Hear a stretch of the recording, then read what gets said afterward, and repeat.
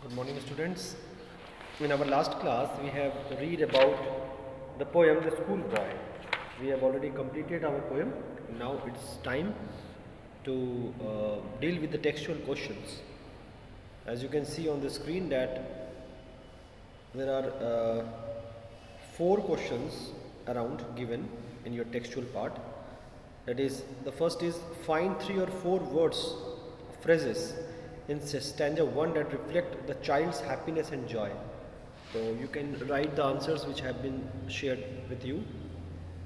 Then in again question number 2, it has been asked that in stanza 2 the mood changes. Which words or phrases reflect the changed mood? You can write drives all joy away in sighing and dismay under a cruel eye outworn. This you can write. The third question is a cruel eye outworn refers to. So the answer you can write is the dull, uninspiring life at school with lots of work and no play. Actually, this is the real, idea. This is the maximum idea of a boy or a girl about the school. ज़्यादातर ऐसी ही ideas या देखने के लिए मिलते हैं बच्चों के लिए, बच्चों के मन में स्कूल के प्रति। वो ये है कि स्कूल का जीवन जो है वो बहुत ही अनइंस्पायरिंग है, बेकार सा है और उसमें बहुत सारे काम हैं और कोई खेल नहीं है। The fourth question is not sit in learning's bower worn through with a dreary shower. Which of the following is a close paraphrase of the lines above? तो आप इसका आंसर लिखोगे। अच्छा, पैराफ्रेज का मतलब the real meaning actually. Nor can I learn anything at school though teachers go on lecturing and explaining. Teachers लगातार समझाते रहते हैं, बोलते रहते हैं, लेकिन फिर भी मैं ज़्यादा स्कूल में समझ नहीं पाता। Now there is one other question, that is read the following poem and compare it with the school boy. एक पोएम दिया हुआ है, the one furrow, written by R.S. Thomas. When I was young, I went to school with pencil and foot rule, sponge and slate, and sat on a tall stool.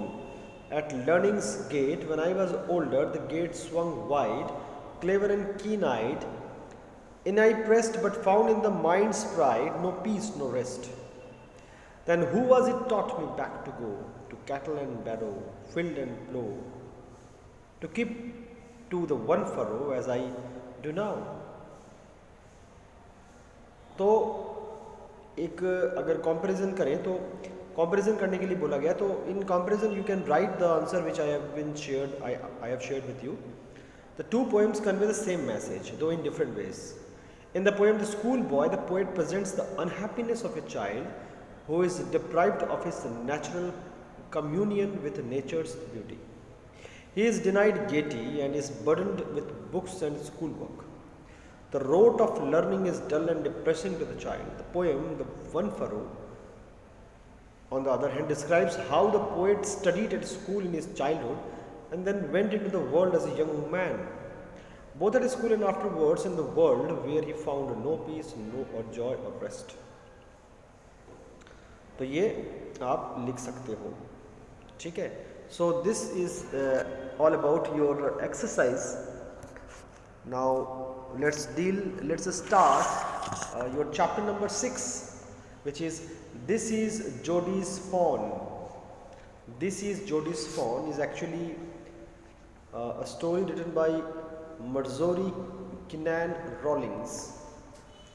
Before we read, let's find out what has been written in the boxes or in the box. Often, instead of rushing to the doctor to treat a small cut or burn, we find quick and effective cures using things available at home. Can you think of some such home remedies for a cut on your knee, a burn on your arm, or a bee sting? In the story, Jodie's father has been bitten by a rattlesnake. He quickly kills a doe and uses its heart and liver to draw out the poison. Jodie wonders what will happen to the little fawn left without a mother. तो students सवाल ये है कि छोटा मोटा अगर हमें कोई चोट लग जाता है तो हम लोग डॉक्टरों के पास भागने से बेहतर ये होता है कि हम लोग जल्द से जल्द कोई इफ़ेक्टिव क्योर या रेमेडी निकालें घर में। छोटी मोटी चोट की बात हो रही, बड़ी चोट की बात नहीं हो रही। अगर किसी का ज़्यादा बर्न हो गया है तो ऑब्वियसली उसको हॉस्पिटल में ही भागना पड़ेगा। हॉस्पिटल में भागने के सिवाय कोई रास्ता है ही नहीं। छोटे मोटे कट या बर्न अगर हो जाए तो व्यक्ति को क्या करना पड़ता है? उसको ऑब्वियसली होम रेमेडीज़ की तरफ ही ध्यान देना चाहिए। जैसे मान लो अगर घुटने अगर कट जाए तो ऑब्वियसली आप होम रेमेडी में क्या करोगे? होम रेमेडी में अगर घुटना कट जाए तो आप इमीडिएटली कोई बर्फ़ लगाओगे या ठंडे पानी से उस कट को धोओगे पहले। अगर ज़्यादा जल रहा है तो थोड़ा सा बर्फ़ लगाओगे। उसके बाद घर में पड़ी हुई कोई भी एंटीसेप्टिक क्रीम आप लगा सकते हो। आम अगर जल जाए तो उसमें आप अगर घर में आपकी बर्नॉल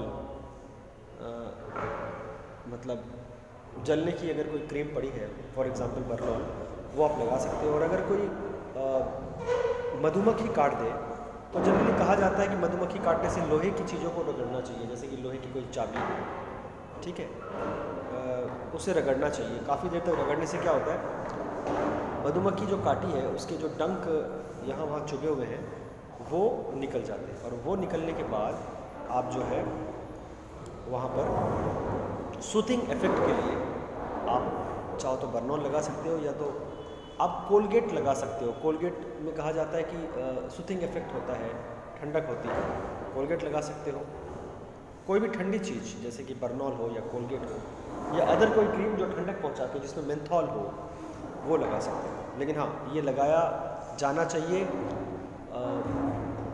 लोहे की किसी चीज़ से या किसी भी मतलब एक रगड़ने के बाद किसी वस्तु से, किसी लोहे वगैरह की वस्तु से रगड़ने के बाद, क्योंकि रगड़ने से वो डंक के जो कण हैं वो हट जाते हैं और उसके बाद अपने आप सूजन जो है वो कम हो जाती है। और कई लोग ऐसा भी करते हैं कि मधुमक्खी अगर काट लेती है तो वो लोहे की चीज़ से रगड़ने के बाद वहाँ पर थोड़ा सा बर्फ़ वगैरह लगा देते हैं और उसके बाद सूथिंग इफेक्ट वाले मेंथॉल वाले कोई क्रीम को लगाना चाहिए। इस कहानी में जो हम लोग अब पढ़ने जा रहे हैं, दिस इज जोडीज फोन। इस कहानी में हम लोग ये देखने वाले हैं कि एक लड़का है जिसका नाम है जोडी और उसके पिता हैं जिनको रैटल स्नेक काट लेता है, ठीक है। और वो बच्चा कुछ ऐसा काम करता है जैसे कि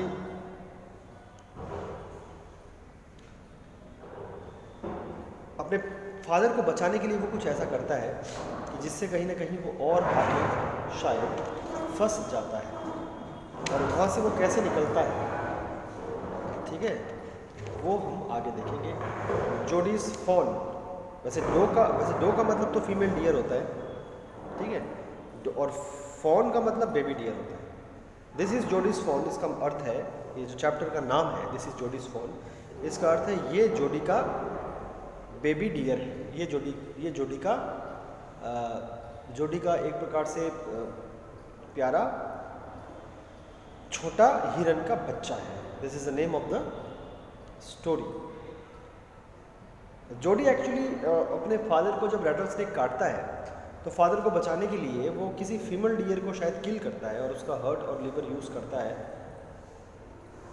कोई तकनीक उसको पता होती है या कोई उसको बताया होगा, तो वो उस तकनीक के द्वारा एक फीमेल डियर को मार करके उसके हर्ट और लिवर को अपने फादर के शरीर में फैले हुए पॉइजन को निकालने के काम में लेता है। फिर उसके बाद वो ये चिंता में भी पड़ जाता है कि माँ को तो उसने लगभग मार दिया है, माँ को मारने के बाद बेबी डियर का क्या होगा। पढ़ते हैं इस अनोखी कहानी को, रिटन बाय मार्जोरी किनैन रॉलिंग्स। तो अब स्टार्ट करते हैं हम लोग। जैसा कि आप स्क्रीन में देख पा रहे हो, द फर्स्ट पार्ट है, यहाँ से हम लोग शुरू करें। ये स्टोरी 3 पार्ट्स में दी हुई है। आप अपने टेक्स्ट बुक देख सकते हो, या जिन बच्चों के पास भी एडवाइज़र वगैरह हो तो वो उसको भी देख सकता है, देख सकती है कि उसमें 3 पार्ट्स है इस स्टोरी में। तो पहला पार्ट हम शुरू करने जा रहे हैं आज। Jody allowed his thoughts to drift back to the phone. He could not keep it out of his mind. He had held it in his dreams, in his arms. He slipped from the table and went to his father's bedside. Penny lay at rest. His eyes were open and clear, but the pupils were still dark and dilated. Jody said, "How are you feeling, Pa?" "Just fine, son. Old death has gone thieving elsewhere." "But was not it a close shave?" "I agree." Penny said, "I am proud of you, boy, the way you kept your head and did what was needed." "Pa." "Yes, son." "Pa, do you recollect the dough and the fawn?" "I can never forget them. The poor dough saved me, that's certain." "Pa, the fawn may be out there yet. It might be hungry and very scared." "I suppose so."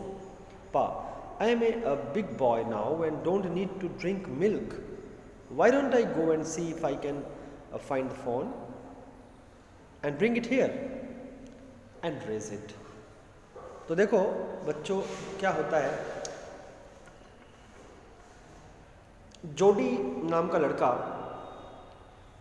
जो है वो fawn यानी baby dear की तरफ, baby dear की, जोडी नाम का लड़का जो है वो बेबी डियर की यादों में खोया हुआ है और वो बेबी डियर को अपनी यादों से नहीं निकाल पा रहा है, अपनी चिंताओं से, अपने विचारों से नहीं निकाल पा रहा है। He slipped from the table and went to his father's bedside. जोडी जो है अपने फादर के पास आता है। जोडी अपने फादर के पास आता है और बोलता है कि, वैसे उसके फादर का नाम पेनी है, जोडी पेनी के पास आता है यानी अपने फादर के पास, और बोलता है कि पिताजी आप कैसा महसूस कर रहे हो। उनका कहना था कि अच्छा महसूस कर रहा हूँ और ऐसा महसूस हो रहा है जैसे मैं मौत के मुंह से बाल बाल बचा हूँ। बेटे ने भी हाँ कहा। फिर पिता को जोडी ने पूछा कि पिताजी एक बात बताइए, ये जो फीमेल डियर यानी डो को मार करके मैंने जो इस्तेमाल करने की, उसके अंगों को इस्तेमाल करने की कोशिश की आपका जहर निकालने के लिए, अब उसका जो बच्चा था, फॉन जिसे कहते हैं, वो तो अकेला पड़ गया है। मुझे ऐसा लग रहा है कि उसको हमें लाना चाहिए। जब जोडी ने पेनी को ऐसा कहा तो फिर देखो पेनी आगे क्या कहते हैं। Penny lay quite staring at the ceiling. "Boy, you have got me hemmed in. It won't take much to raise it, Pa. It will soon start eating leaves and acorns."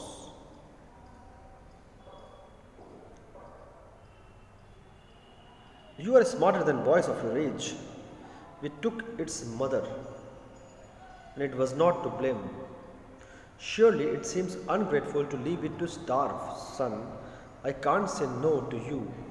I never thought I would live to see another day. Can I ride back with Mill Will and see if I can find it?"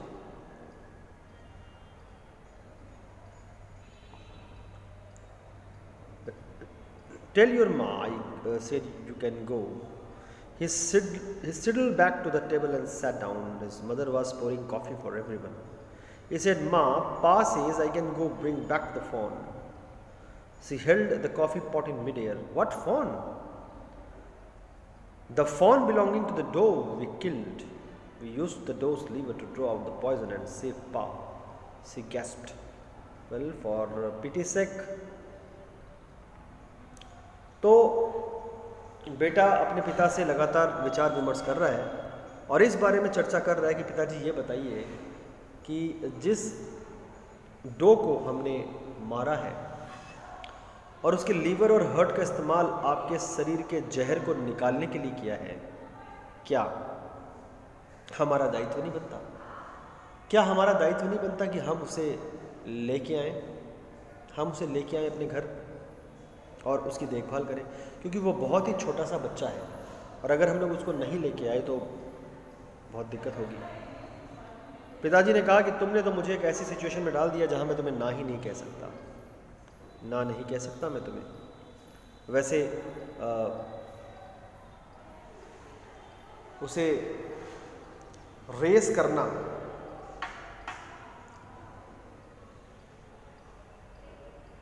इतना मुश्किल भी नहीं होगा पिताजी, जोडी ने कहा। बड़ा आसान है, थोड़ा दिन की देखभाल, उसके बाद तो वो पत्ते खाने लग जाएगा और अदर नट्स वगैरह जो भी चीज़ें वो खाता है वो सब खाने लग जाएगा। पिता ने कहा कि तुम स्मार्ट बच्चे हो, तुम काफ़ी स्मार्ट बच्चे हो, अपनी उम्र के बच्चों से काफ़ी स्मार्ट हो तुम। लड़के ने यही कहा कि हमने उसकी माँ की जान ली, हमें पता नहीं था कि उसकी कोई संतान है, बाद में हमें दिखाई दिया या पता चला। तो मुझे बस आपका परमिशन चाहिए था कि मैं फ़ोन को खोज करके अपने घर लाऊं और उसकी परवरिश करूं। ऐसा उसने कहा। तब उसी समय माँ भी वहाँ पर पास में ही थी और सबके लिए कॉफ़ी बना रही थी। तो माँ के कानों में भी यही बात डाली गई कि माँ ये बताओ कि इस फ़ोन को, वो जो फ़ोन है जो शायद जंगल में कहीं है जहाँ हम उसे छोड़ के आए थे वहीं आसपास में होगा, तो क्या उसे लाना उचित नहीं रहेगा? बेटे ने सेम सवाल थोड़ी देर बाद अपनी माँ से जब पूछा तो माँ ने कहा कि सही बात है। एक्चुअली बेटे ने कहा कि सही बात है, हम लोगों ने फ़ोन की माँ को तो मार दिया और उसका लीवर और का इस्तेमाल पापा का शरीर में पॉइज़न का जो फैला हुआ पॉइज़न था उसको निकालने के लिए किया। ठीक है, माँ भी राजी हो गई। माँ ने कहा तो इसका मतलब तुम बोलना चाह रहे हो कि उनकी अच्छाई के लिए, मतलब एक प्रकार से दया दिखाने के लिए, तुम चाहते हो कि उसको लेके आए? दया दिखाना भी ज़रूरी है, ऐसा माँ ने कहा। तो इस तरह से जो है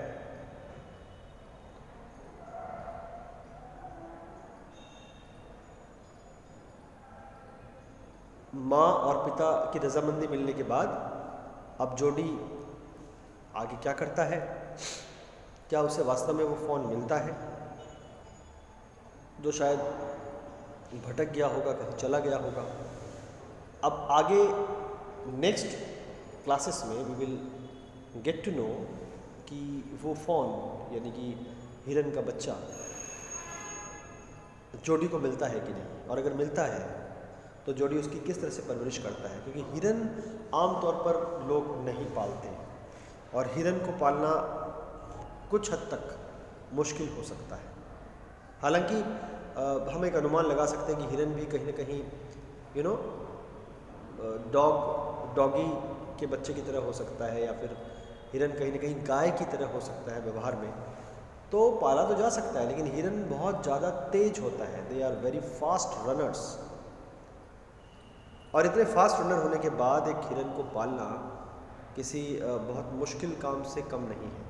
देखते हैं जोडी आगे क्या करता है, वो उस हिरन को कितना पाल पाता है, कैसे पालता है, और आगे इस कहानी में क्या होता है। आगे ये कहानी थोड़ी लंबी है, इतनी बहुत ज़्यादा तो नहीं लेकिन थोड़ी लंबी है। 3 पार्ट्स में ये कहानी दी हुई है।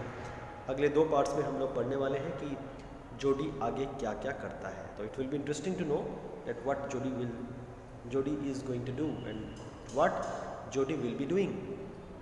So we will read all this about in our next chapters or next classes. Till then, it's bye bye. Stay at home, stay safe, and do study at home at least for a couple of hours, and do submit your notebooks on every Wednesday and Saturday. That's all for today. Thank you very much, students. Just take care of yourselves and your family.